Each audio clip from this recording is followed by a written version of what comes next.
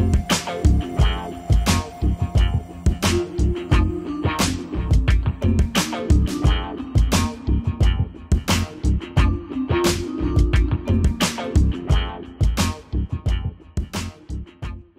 avons le plaisir de recevoir aujourd'hui Gérard Berraud-Sudreau, qui est responsable de la société Proofpoint pour la région Europe du Sud et Benelux. Gérard Berraud-Sudreau, bonjour. Bonjour Rudy.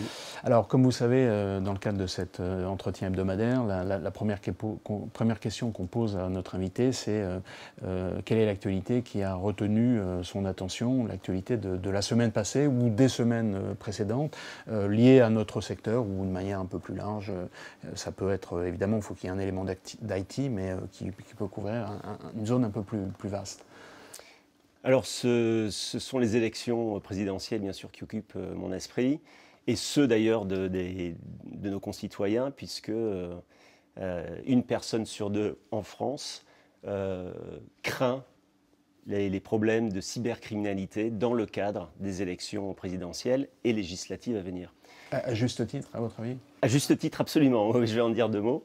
Bon, et puis, c'est une année exceptionnelle en termes d'élections en Europe, puisqu'il y a des élections en Angleterre locales, je crois que c'est aujourd'hui ou hier, puis législatives au mois de juin, l'Allemagne au mois de septembre, il y a eu la Hollande au mois de mars, sans doute l'Italie en fin d'année. Donc, nous ne sommes pas les seuls en France à être dans cet environnement d'élections. Alors, ce qui est intéressant, c'est ce qui s'est passé aux États-Unis il y a maintenant 6 mois à peu près pour les élections présidentielles. On l'a retrouvé avec différentes variantes dans le cas de l'élection présidentielle française. Avec la même intensité? C'est difficile de comparer si l'intensité était la même. Ce qui est certain, c'est que les différents candidats ont été attaqués. On ne sait pas forcément quelles sont les sources. Donc je ne vais pas m'aventurer sur ces possibilités d'attaque. On parle souvent de FunCyber, qui s'appelle aussi Zednit. Enfin bon, il y a différents noms, qui est un activiste russe. Mais on ne peut pas forcément relier ces campagnes à ce qui s'est passé concrètement en France. Ceci dit, les 3 candidats principaux ont été attaqués. Et on subit différents types d'attaques, que ce soit avec des emails entrants au sein du parti représenté par ce candidat, ce qui est assez commun en termes d'attaques, donc des emails entrants, mais surtout, ce sont les électeurs qui ont reçu des emails au nom de ces candidats ou de ces partis politiques.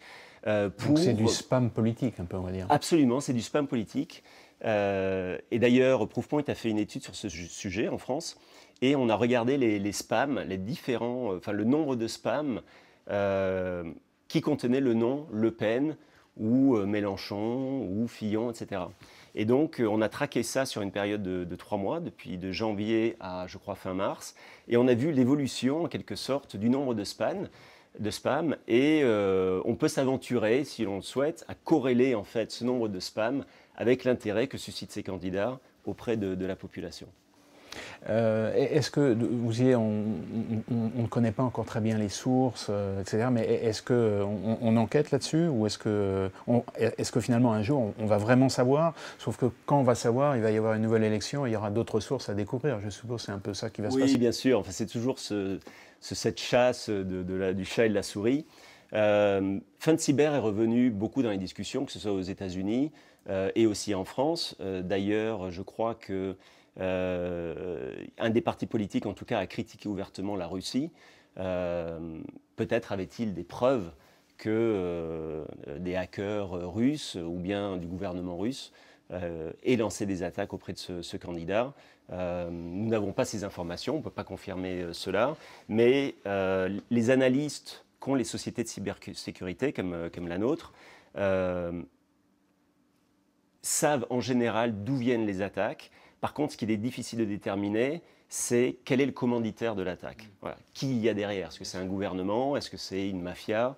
Est-ce que c'est quelqu'un qui est isolé?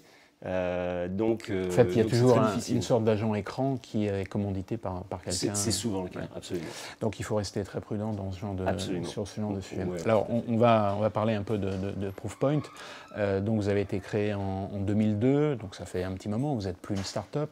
Et vous avez une caractéristique un peu particulière, c'est que vous vous êtes lancé avec une technologie que vous avez baptisée MLX, qui s'appuie sur le machine learning. Et bon, aujourd'hui, c'est assez courant. En 2002, ça l'était quand même beaucoup moins. Je ne sais même pas si le terme existait à l'époque.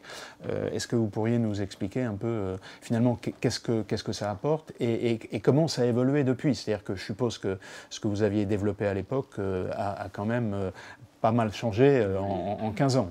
Absolument. Donc, en 2002, il y avait une quinzaine ou une vingtaine de sociétés qui traitaient le problème du spam ou des virus dans les emails. Donc c'était un vrai pari pour les fondateurs de Proofpoint que de créer une société qui adressait ce type de problématique. Donc ils ont dû forcément arriver avec une technologie ou une approche totalement différente des autres. Donc le machine learning, en effet, était une de ces approches novatrices, et aussi le cloud. Donc très tôt, Proofpoint en fait a démarré avec une solution qui était à la fois dans le cloud, mais aussi on-premise. Donc les clients pouvaient choisir le type de solution qu'ils souhaitaient mettre en place. Cette solution a évolué dans le temps. En particulier, cette solution de machine learning a évolué vers ce qu'on appelle des graph databases, qui sont utilisés par des grands comme Yahoo, Facebook, etc., qui vont en fait corréler un certain nombre d'événements ou d'informations pour les relier entre elles. Quand on pense à une attaque de cybersécurité, il y a tout un tas d'éléments dans cette attaque. Il y a la personne qui va l'envoyer, il y a donc le nom de cette personne, il y a les adresses IP, il y a le type d'attaque. Est-ce que c'est plutôt une attaque basée sur l'URL, sur des fichiers attachés?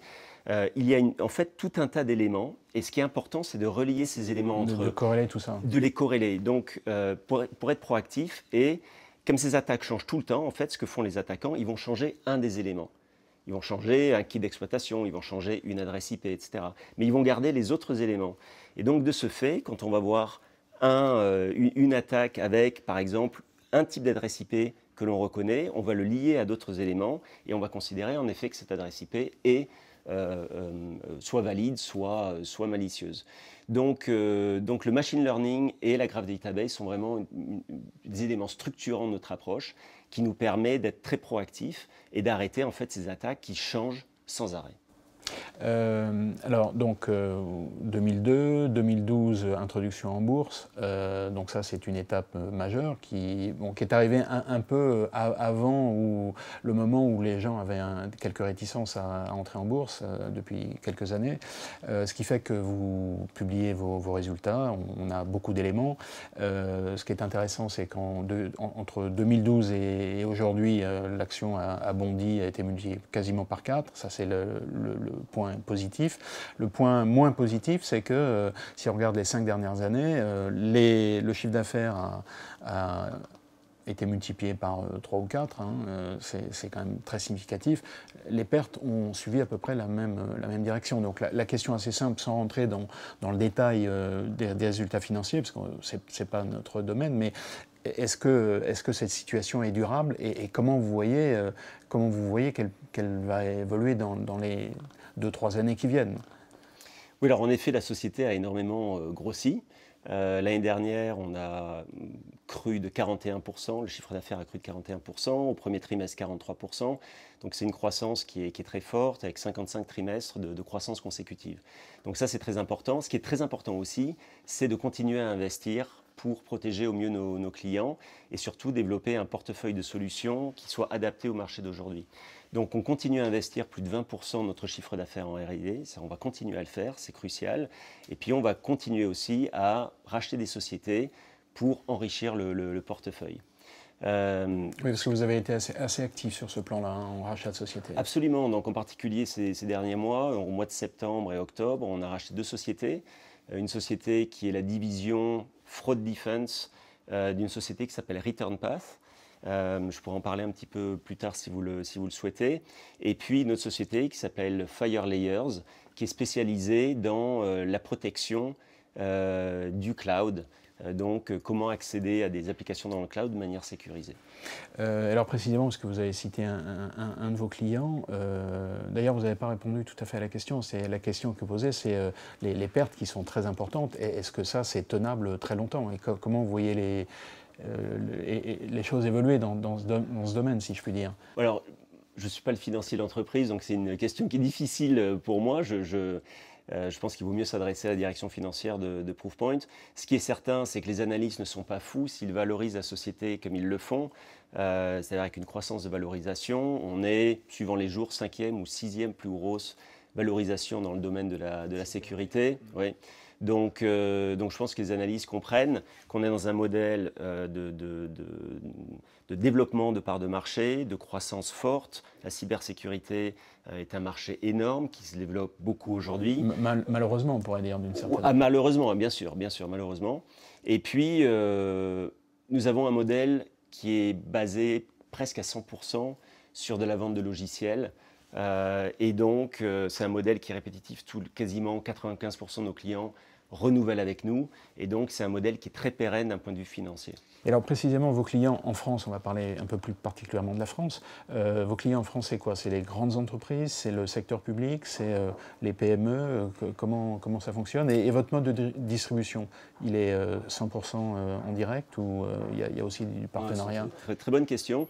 Et en fait, on touche toutes les entreprises.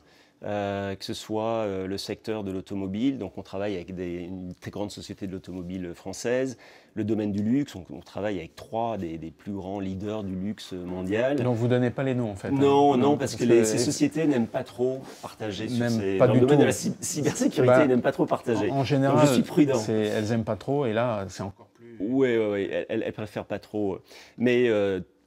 toutes les grandes sociétés, de toute façon, s'équipent de solutions de cybersécurité. Donc, dans tous les domaines, petites sociétés, très grandes sociétés, dans le pharmaceutique, la distribution, l'industrie, tous les secteurs verticaux sont couverts.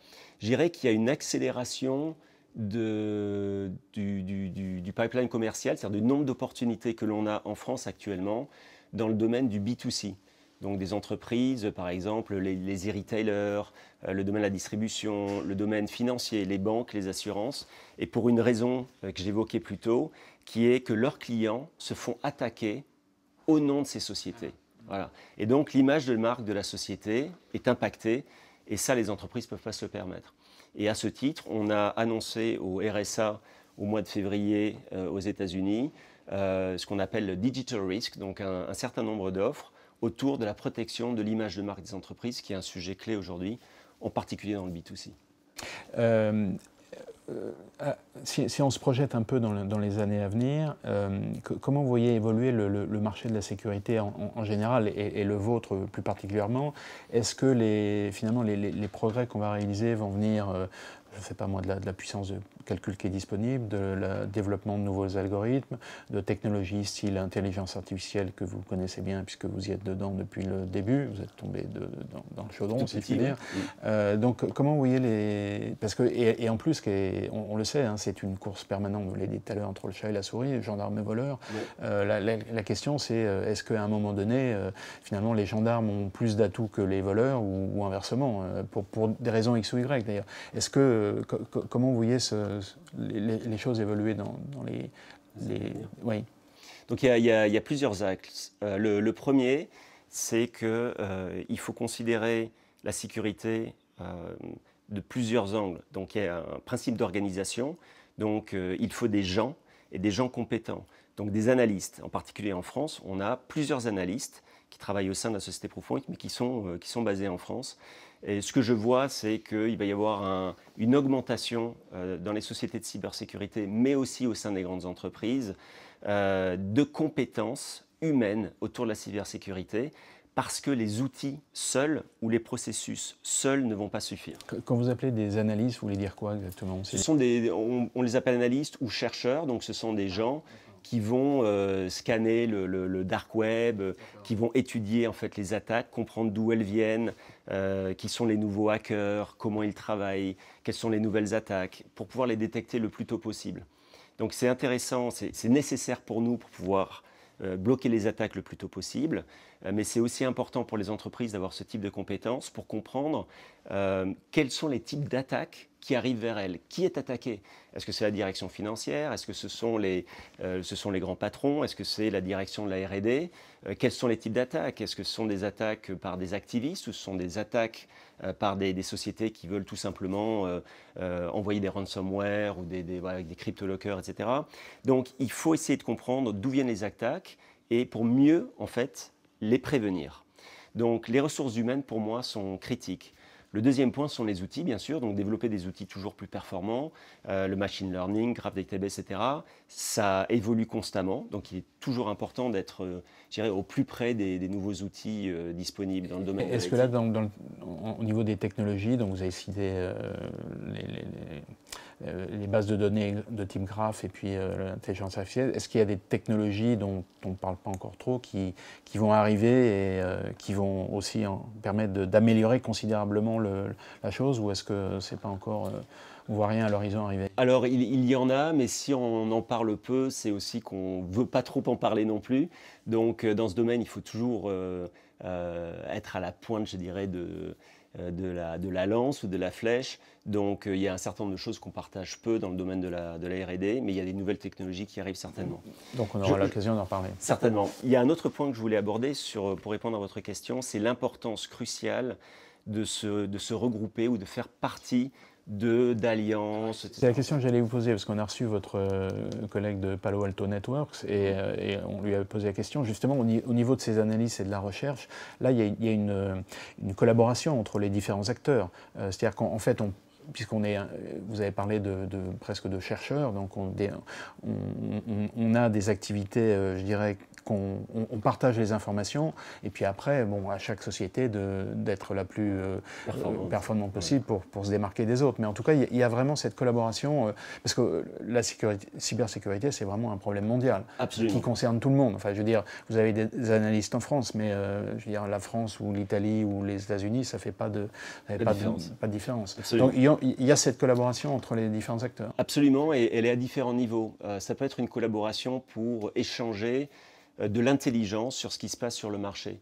Donc on a annoncé le 1er novembre notre association avec le Global Cyber Alliance, c'est difficile à dire.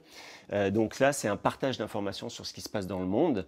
On a aussi un certain nombre de partenariats technologiques. En particulier, vous parlez de Palo Alto. On a un partenariat technologique avec Palo Alto qui est très important, mais aussi avec d'autres, des acteurs dans le CIEM, par exemple, comme Splunk, QRadar, CyberArk, Imperva, etc. Donc, comme vous le disiez, on ne peut pas rester isolé. Avant tout, c'est un problème de société, donc il faut protéger les gens et les entreprises. Donc, les entreprises de cybersécurité comme la nôtre se doivent de partager de l'information avec les autres pour prévenir au mieux les attaques qui nous touchent tous maintenant. Sans rentrer dans le détail, puisque vous dites que ça fait partie de la R&D et donc on ne peut pas trop en parler, mais est-ce que tout ce qui est, bon, c'est un peu général comme terme, mais tout ce qui tourne autour du big data et de toutes les technologies qui permettent de comprendre un peu mieux ces volumes considérables de données, est-ce que c'est un peu dans cette voie-là Oui, tout à fait. Et la graph database, en fait, est là pour structurer l'information de la big data. Donc on a des millions d'informations qui arrivent tous les jours, différents types d'attaques, des adresses IP différentes, etc. Et donc il faut corréler ces informations à ce qui est clé. Donc le big data, c'est clair, c'est un élément important de la chaîne de valeur, je dirais, au niveau technologique. Très bien. Bah, écoutez, je crois qu'on aura l'occasion de vous réinviter pour parler de ces technologies qui arrivent. Gérard Berraud-Sudreau, merci beaucoup. Merci Guy.